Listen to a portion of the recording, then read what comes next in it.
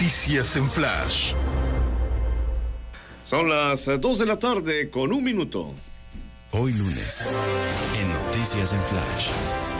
La opinión de Juan José Rodríguez Prats. Rodríguez Prats con nosotros esta tarde. ¿Cómo está, licenciado?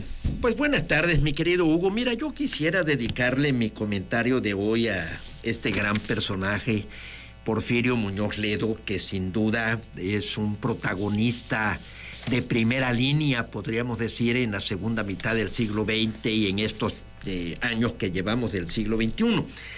Y hay una anécdota que posiblemente muchos no conozcan, de que Porfirio Muñoz Ledo fue el primer campeón nacional de oratoria tabasqueño. Hoy la daban a conocer, fíjese, le ganaron el parpadeo, pero bueno, pues abundar, claro está. Y me parece que fue el 53, 54, porque él perdió en la Ciudad de México. Y le ganó Miguel Cobián, y él se fue al lugar en donde se estaba efectuando el concurso nacional, vio que Tabasco no tenía representante, de alguna forma se acreditó y ganó. Y aquí se le hizo un reconocimiento.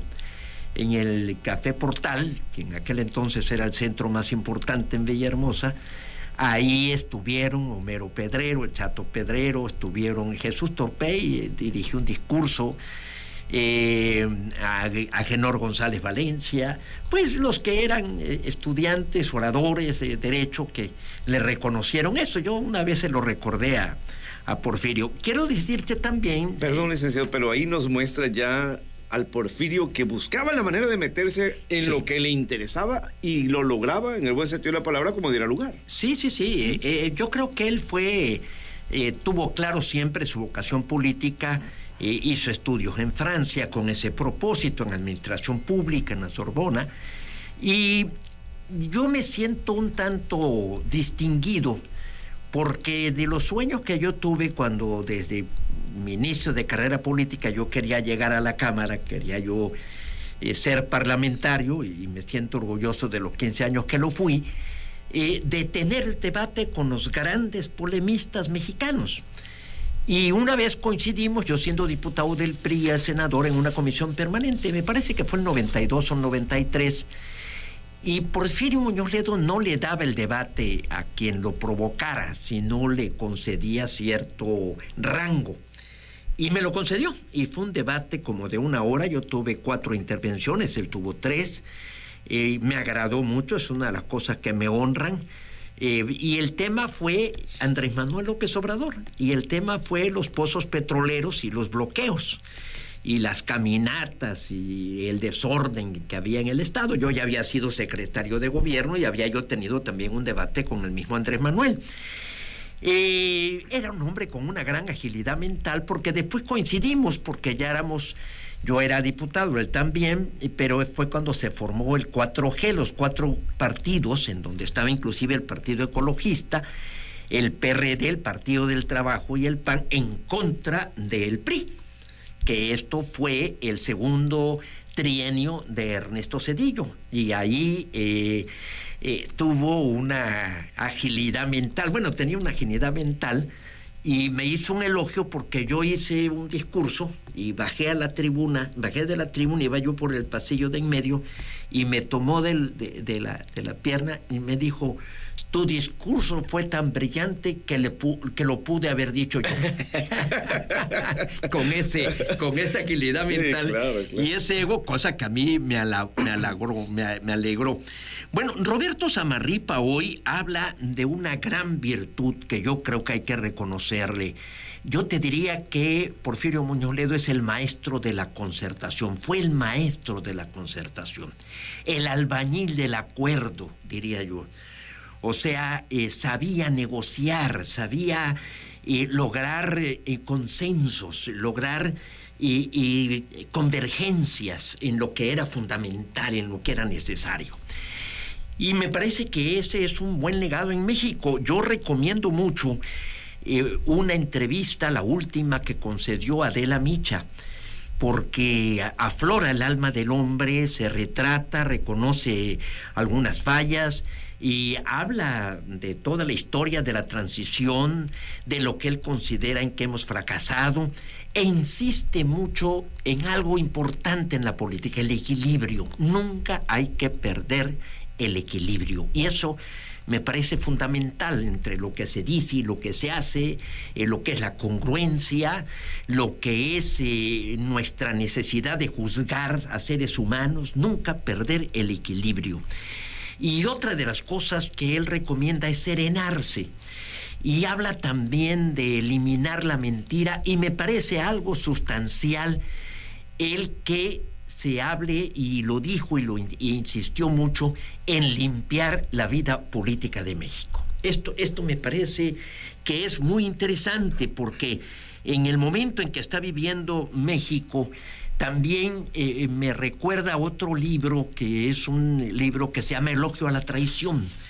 Son dos franceses que hablan de cómo el primer demócrata pues fue un traidor de la monarquía, que empezó a sostener las ideas democráticas allá en la vieja Grecia. Entonces, Muñoz Ledo militó en varios partidos, pero aquí está la libertad de conciencia, aquí está la congruencia del honor de respetar la palabra y de escuchar lo que uno verdaderamente cree, o sea, lo que es la convicción.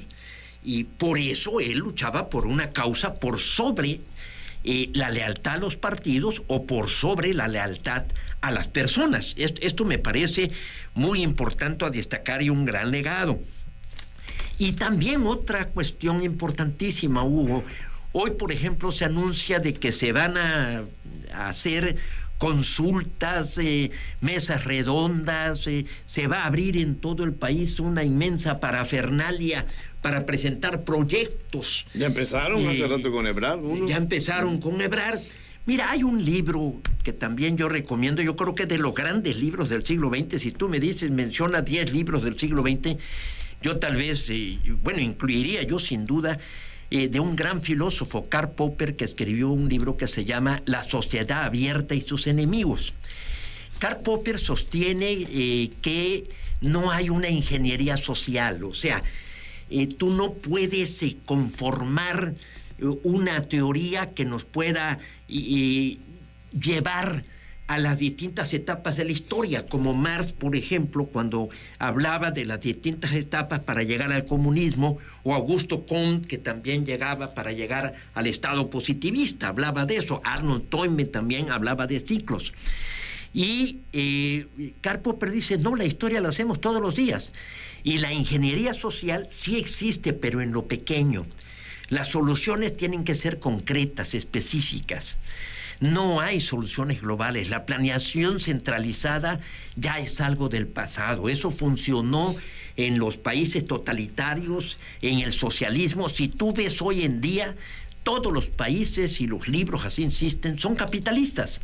Podríamos tener la excepción de Corea del Norte, Cuba, y se habla ya de distintos capitalismos. Se habla del capitalismo Renan, el capitalismo que es Alemania y Francia por el Rin, que este es el término, el capitalismo de casinos, o sea, que degenera, el capitalismo de cuates, el capitalismo salvaje. Joseph Stiglitz, por ejemplo, habla del capitalismo progresista, del capitalismo progresista, o sea, hay un malestar con el capitalismo que hay que corregir. Hay también que habla del capitalismo autoritario, por ejemplo, China o Rusia, son capitalistas, pero es un capitalismo autoritario, y hay el capitalismo que va acompañado de la democracia liberal. Entonces, a mí me parece que debemos hacer un esfuerzo por superar estas divisiones de izquierda o derecha, o de rescatar cosas que ya lo he dicho aquí del nacionalismo revolucionario, que están totalmente superadas. Ahorita, por ejemplo, podremos concebir salirnos del Tratado de Libre Comercio. El PRD y la izquierda se opusieron, o sea, Andrés Manuel, Cuauhtémoc Cárdenas, el mismo Muñoz Ledo se opusieron a la entrada del Tratado de Libre Comercio. Lo apoyó el PAN, lo apoyó el PRI, pero podríamos imaginar hoy un México que tenga más o menos ciertos instrumentos para enfrentar la crisis en el Tratado de Libre Comercio. O pensar hoy en salirnos de la globalización, porque ya la globalización pues va rumbo a la economía social de mercado, a que se caigan los aranceles, al respeto al derecho a la propiedad, el respeto al derecho de los contratos, por ejemplo, que vienen desde el derecho romano. Entonces, no hay mucho para dónde hacerse. Esto de un proyecto de nación, no hay mucho para dónde hacerse. Yo digo que ahorita tendremos que irnos a lo que es la responsabilidad inicial del Estado, y todos los que sostienen las teorías contractualistas, perdón que me extienda yo un poco en esto, o sea, los que hablan del contrato social, por ejemplo, Tomás Hobbes cuando escribe Leviatán, Juan Jacobo Rousseau, el contrato social, John Locke, Ensayo sobre el gobierno civil, hablan de que hubo un contrato implícito en que la ciudadanía creó al Estado perdiendo un poco su libertad y confiando en darle autoridad a un ente para que le brindara seguridad y justicia. Por eso cuando estamos hablando, y por eso esta entrevista de Muñoz Ledo, de ir a lo esencial, porque un Estado que no da seguridad y no administra justicia, en todo lo demás fracasa. Y eso es ahorita lo más importante. Entonces dejemos de estar con estos eventos que me parece que son parte de un espectáculo, pero que en realidad las soluciones creo que están claras. Inclusive la intervención hoy de Marcelo Ebrard, pues no habla más de técnicas que están utilizando otros países. Pues no estamos inventando el hilo negro, ¿verdad? No ha dicho usted eso, pero pareciera entonces que Ebrard le dio al clavo en este momento. Pues mira, yo siento, por ejemplo... Por el tema de la seguridad, pues. Pero es que esto inclusive lo ha hecho, lo dijo García Luna cuando fue secretario de Seguridad y vinieron gentes. Desde luego que tienes que incorporar la técnica, pues hombre, es la forma de precisar el momento inclusive en el que se está cometiendo el delito. El sexenio más exitoso que ha tenido el menor nivel de violencia fue el de Vicente Fox. Ahí estuvo Mondragón y Calp, que también trajo las tecnologías. El mismo Gers Manero, que fue Vicente Fox el que lo designó como secretario de Seguridad. Entonces no está diciendo nada nuevo.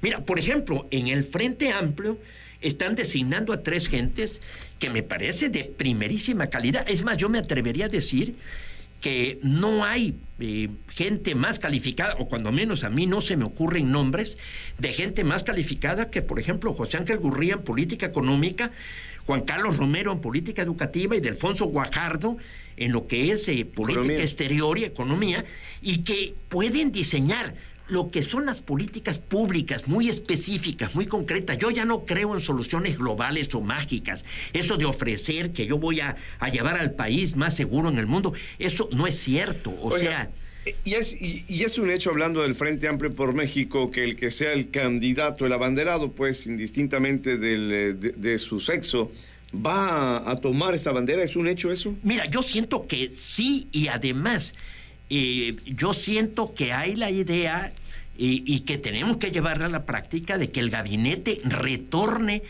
a su viejo criterio de seleccionar a los mejores, porque yo creo que el actual gabinete, por ejemplo, que me disculpe, con ciertas excepciones desde luego, pero no han sido las gentes más idóneas. O sea, Yasmín Esquivel en la Suprema Corte, por ejemplo, si hablamos de Administración de Justicia, Rosario Piedra al frente de la Comisión de Derechos Humanos, que prácticamente ya la borró, ya no existe. Entonces, en materia de administración de justicia, o sea, en lo que es la justicia cotidiana, lo hemos dicho aquí varias veces, sí. Hugo, tú entras a un recinto del Ministerio Público o de un juzgado, y lo primero a la conclusión que llega, sin necesidad de mucho análisis, es que ahí no se está impartiendo justicia. Se ve un ambiente ríspido, un ambiente cargado, un ambiente que se percibe de corrupción inclusive. Le voy a compartir los nombres de los 13 que quedan pues todavía vivos, digámoslo así, en esto del Frente Amplio por México. Eran 33. ¿Ya se redujo a 13? Ya se redujo a 13, ahí le va. Silvano Orioles, Santiago Krill, Enrique de la Madrid, José Jaime Enrique Félix, Xochitl Gálvez, Francisco García Cabeza de Vaca, Ignacio Loyola, Miguel Mancera, Beatriz Paredes, Jorge Luis Preciado, Gabriel Cuadri, Israel Rivas, que él es de la sociedad civil, Sergio Iván Torres Bravo, de asociaciones policiales. Son los 13 que han quedado. Mira, yo creo que al final de cuentas yo nada más le veo posibilidades a 4, porque tienen que salir 3. Pero mira, yo veo desde luego Xóchitl Gálvez, Beatriz Paredes, creo que está haciendo un esfuerzo, tiene la estructura priista para lograr las 150,000 firmas, Santiago Krill está muy bien posicionado, y Enrique de la Madrid, que viene desde hace muchos años ya prácticamente haciendo campaña. De ahí en fuera, sinceramente, no me explico, muchos de ellos son amigos míos, por ejemplo, el exgobernador de Querétaro, Ignacio Loyola, pues no me explico por qué a última hora decide inscribirse. Israel Rivas lo conozco, ha hecho un esfuerzo, un trabajo enorme al frente de los padres de los niños con cáncer. Él trabajaba en Chiapas, en San Cristóbal, me entrevistaba, hacíamos un comentario junto con él y lo conozco, lo he tratado personalmente, me parece una gente de primera, pero pues sinceramente veo muy difícil que pueda lograr las firmas y de ahí participar en la campaña. Bueno, entonces 4 ve usted ya. 4, de esos 4 quedarán 3. Ahí está mi duda. ¿Cuál se eliminaría de los 4, verdad? Sí creo que Xóchitl pues está siendo la más posicionada, ¿no? Bueno, pues se le van dando las condiciones aparentemente, ¿no? Mira, va a ser una contienda competida, no tengo ninguna duda, y ojalá las autoridades asuman plenamente sus deberes para que se cumpla la ley. Y de ahí también ver después lo que viene a la situación local, que para mí es muy importante, y la integración del poder legislativo, porque debe haber equilibrios. Hoy, en esa entrevista que me refiero de Muñoz Ledo, habla mucho de los equilibrios entre los poderes. Por cierto, que ya llegaron los restos de Porfirio Muñoz Ledo a la Cámara de Diputados. Ahorita precisamente le van a rendir un homenaje. El homenaje. Bueno, finalmente, ahorita que hablaba de la sucesión en Tabasco, no se le iba yo a preguntar ya para no para desviar, ¿verdad? Pero hoy encartaron a Rosalinda López y a Yolanda Osuna por el lado del Verde. Dice que ellos las van a proponer como sus posibles aspirantes a la gubernatura. Fíjate que sí las veo, desde luego son mujeres valiosas, puedo presumir de que tengo amistad con ambas y que les reconozco una gran calidad, como también surgirá de la oposición. Pero no sé, Hugo, si al final de cuentas, ahora ya tengo mis dudas, Tabasco será etiquetado como estado por Morena o por la oposición para postular mujer. Porque aquí se rompe, si fueran candidatas, por ejemplo, Claudia Sheinbaum y Xóchitl Gálvez a la presidencia de la República, como que podría modificar el criterio de que de los 9 estados tenga que haber una paridad, porque los partidos están postulando mujeres al cargo más importante. Entonces, es posible que el Instituto Nacional Electoral, estoy especulando, estoy en el terreno del pronóstico y de la predicción, pero pudiera modificar su criterio y decir, bueno, en virtud de que en la presidencia de la República van mujeres, pues que la proporción no sea 4-5, sino 3-6, y eso abra la posibilidad de que Tabasco no sea etiquetado. Porque yo supongo, creo que fue Manuel Velasco que dijo estas propuestas, que está creyendo que va a ser etiquetado mujer. Aquí te repito, yo ya tengo, porque esto deriva, sí, de la lectura del 41 constitucional que habla del criterio de paridad, pero es una interpretación que hizo el Instituto Nacional Electoral, ratificada por el tribunal, que pudiera ser modificada para este otro proceso. Se vuelve a poner interesante, ¿no? O nunca ha dejado de serlo. Dejo esa inquietud. Gracias, licenciado Rodríguez Prats. Pues Hugo, muy buenas tardes. Hasta la próxima semana. Vamos a la pausa, son las 2:20 ya.